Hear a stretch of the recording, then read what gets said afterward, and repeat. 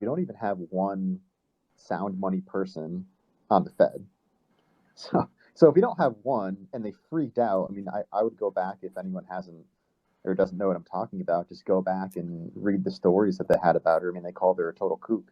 So the fact that we don't even have even one, I mean, these policies are not going to change. But then from the other perspective, if if these policies change drastically, it's going to really hurt Americans and Canadians too. But it's just really unfortunate because the feds, they've caused so many problems for so long with their policies of interest rates and printing money and all that stuff that the one of these days we're going to have to pay the piper. It's going to come at a price, and frankly, I think people that invested in growth stocks and ARK, and I'm certainly not up on my stocks lately. Like the people are getting hurt from this, and it's probably going to get a lot worse. So yeah, it's really unfortunate, but thank goodness we actually have Bitcoin here. And now they're throwing out a whole bunch of new money. There was a bill that was just proposed. I forget what the total number is. Is it $3 trillion?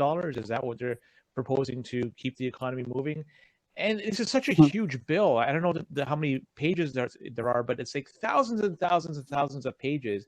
There's no way it's humanly possible to read every freaking page out there to make an informed decision if you voting on this makes sense or not. So just is that the new 2,700 page one? Is that it? I mean, it just makes no sense. Yeah, there was a new one that came out. I wasn't sure if this one you were talking about, but yeah, it's like some 1,700 or 2,700. It doesn't even matter at that point. The extra 1,000 pages isn't going to fucking make a difference. But I mean, for us, none of us are going to read it. And you're going to tell me that anybody that's, I mean, none of those geriatrics are fucking plugged in enough to actually sit down and read that shit. Like, they're going to get shown specific points that they're going to agree with or disagree with, and then they're just going to go, yep, we have to do this. 3,000 pages. And that's not the way you should be governing things. It should be done through transparency, whatever. And also, you have to like talk through it. Just going through this.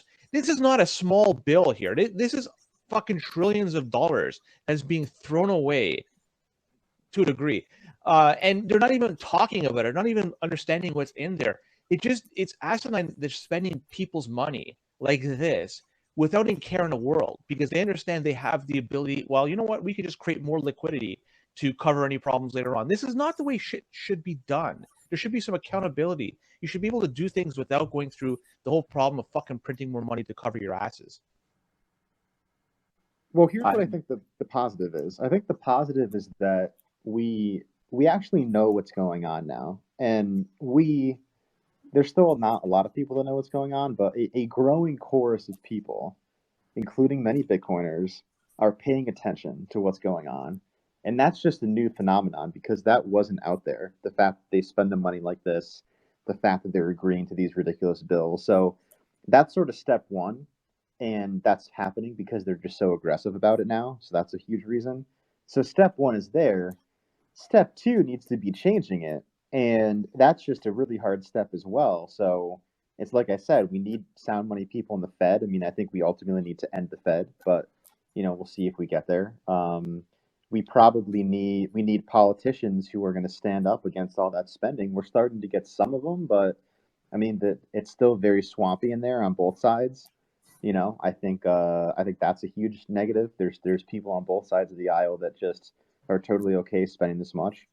And then I think it would be really interesting to see Bitcoin factor into some of these conversations as well. I mean, it's on the periphery. Someone like Cynthia Lummis is interested in that, but I think increasingly talking about Bitcoin just inevitably, if people start studying Bitcoin, then it's a gateway to them studying the history of money and the Fed, and then they realize, oh my goodness, this whole system's totally corrupt, and we need to replace it somehow. So even just getting more Bitcoin into the public consciousness is a really good thing too. So I think all those three things are happening. It's just they're not happening like extremely fast, which is fine, but it's just going to mean that the next 5 years, maybe decade plus, might not be that pretty. So, at least the Bitcoiners, we kind of know what's going on. Hopefully, Bitcoin keeps on going up from here. But even if it doesn't, we have an idea of what's going on. But a lot of people out there, they still don't have a freaking clue.